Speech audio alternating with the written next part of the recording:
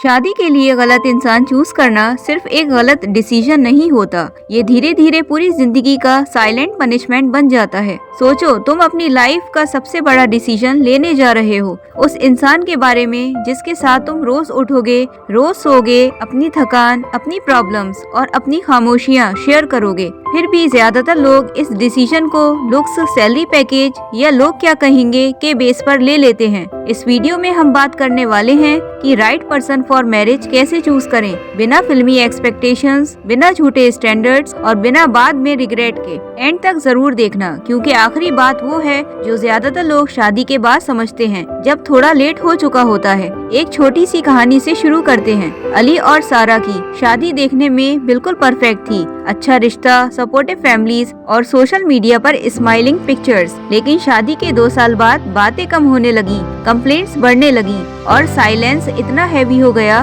कि बैठना मुश्किल लगने लगा। प्रॉब्लम ये नहीं थी कि उनके बीच प्यार नहीं था, प्रॉब्लम ये थी कि उन्होंने कभी ये नहीं पूछा कि क्या वो एक दूसरे के लिए इमोशनली सेफ हैं भी या नहीं। राइट पर्सन चूज करने का मतलब ये नहीं होता कि तुम्हें कोई परफेक्ट इंसान मिल जाए, परफेक्ट कोई नहीं होता। राइट पर्सन वो होता है जो तुम्हारी इम्परफेक्शंस के साथ रहना जानता है, ना कि उन्हें रोज तुम्हारे अगेंस्ट यूज करे। शादी एक लॉन्ग टर्म रियलिटी है, कोई इंस्टाग्राम फिल्टर नहीं जो हर चीज को सुंदर बना दे। सबसे पहले और सबसे इम्पोर्टेंट चीज होती है वैल्यूज। लुक्स टाइम के साथ फेड हो जाते हैं, पैसा कभी ऊपर होता है कभी नीचे, लेकिन वैल्यूज रोज टेस्ट होती हैं। पैसे को लेकर सोच सेम है या नहीं, फैमिली बाउंड्रीज को लेकर क्लैरिटी है या नहीं, लॉयल्टी और रिलीजन सिर्फ बातों में है या एक्शंस में भी है, ये सब चीजें शादी के बाद डेली लाइफ का हिस्सा बन जाती हैं। रिसर्च भी ये बताती है कि जिनके कोर वैल्यूज मैच करते हैं उनके मैरिज सक्सेसफुल होने के चांसेस काफी ज्यादा होते हैं। सिंपल वर्ड्स में कहें, यानी सोच मिलती है तो कॉन्फ्लिक्ट्स कम होते हैं।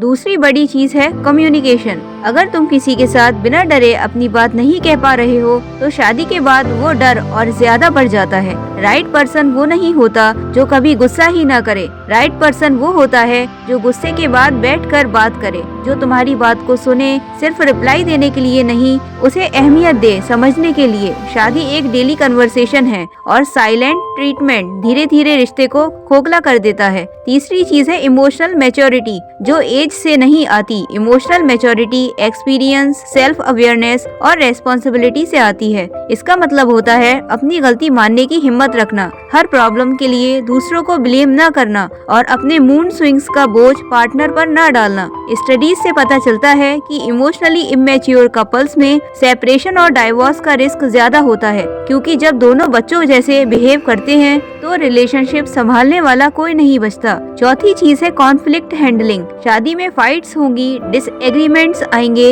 ये अनअवॉइडेबल है। सवाल ये नहीं है कि फाइट होगी या नहीं, सवाल ये है कि फाइट कैसे होगी। राइट पर्सन प्रॉब्लम को तुम वर्सेस मैं नहीं बनाता, बल्कि हम वर्सेस प्रॉब्लम बना देता है। वो जीतने के लिए नहीं, सॉल्यूशन के लिए लड़ता है। गलत पर्सन हर छोटी बात को ईगो का कंपटीशन बना देता है। यहाँ पर सबसे बड़ी प्रॉब्लम आती है शादी के टाइम। हम रेड फ्लैग्स को ग्रीन फ्लैग समझ लेते हैं, हम खुद को समझा लेते हैं कि थोड़ा गुस्सा है पर दिल का अच्छा है या अभी अंडरस्टैंडिंग कम है, शादी के बाद सब ठीक हो जाएगा। सच ये है कि शादी किसी को चेंज करने का प्रोजेक्ट नहीं होती। साइकोलॉजी के मुताबिक जो चीजें हम कोर्टशिप के टाइम इग्नोर करते हैं वही शादी के बाद सबसे ज्यादा परेशान करती हैं। एक और चैलेंज होता है कंपैरिजन और प्रेशर का। एज का प्रेशर, सोसाइटी का प्रेशर और ये डर कि इतना अच्छा रिश्ता दोबारा नहीं मिलेगा। लेकिन याद रखो, डर से लिया गया डिसीजन ज्यादा दिन तक सुकून नहीं देता। शादी एक एस्केप प्लान नहीं है, एक रेस्पॉन्सिबिलिटी है।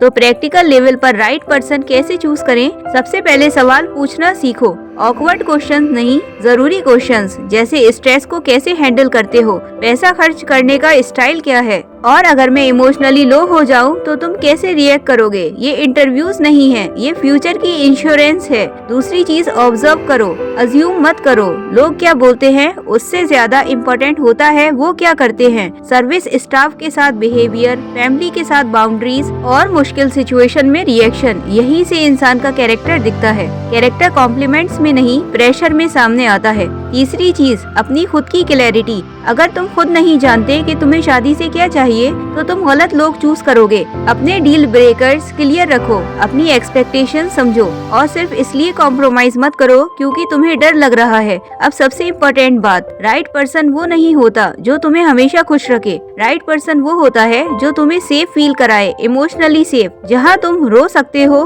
फेल हो सकते हो और अपना रियल वर्जन दिखा सकते हो बिना डरे हुए। शादी कोई स्टेज परफॉर्मेंस नहीं है जहाँ रोज एक्टिंग करनी पड़े। ये एक लॉन्ग टर्म पार्टनरशिप है जहाँ दोनों टीममेट्स होते हैं। अगर तुम किसी के साथ खामोशी में भी अनकंफर्टेबल फील करते हो तो सोचो उसके साथ जिंदगी भर के शोर में कैसे रहोगे। तो समरी सिंपल है, वैल्यूज मैच करो, कम्युनिकेशन देखो, इमोशनल मैच्योरिटी समझो, कॉन्फ्लिक्ट हैंडलिंग ऑब्जर्व करो और रेड फ्लैग्स को इग्नोर मत करो। शादी एक दिन का फंक्शन नहीं होती, ये रोज का डिसीजन होता है। एक ही इंसान को हर दिन चूज करने का डिसीजन। सही इंसान मिल जाए तो जिंदगी सिंपल लगती है और गलत मिल जाए तो सिंपल जिंदगी भी मुश्किल बन जाती है। अगर तुम लाइफ का सबसे बड़ा डिसीजन लेने जा रहे हो तो नेक्स्ट वीडियो मिस मत करना और ऐसे ही इस्लामिक मोटिवेशनल वीडियोस के लिए हमें सब्सक्राइब करें। अल्लाह हाफिज।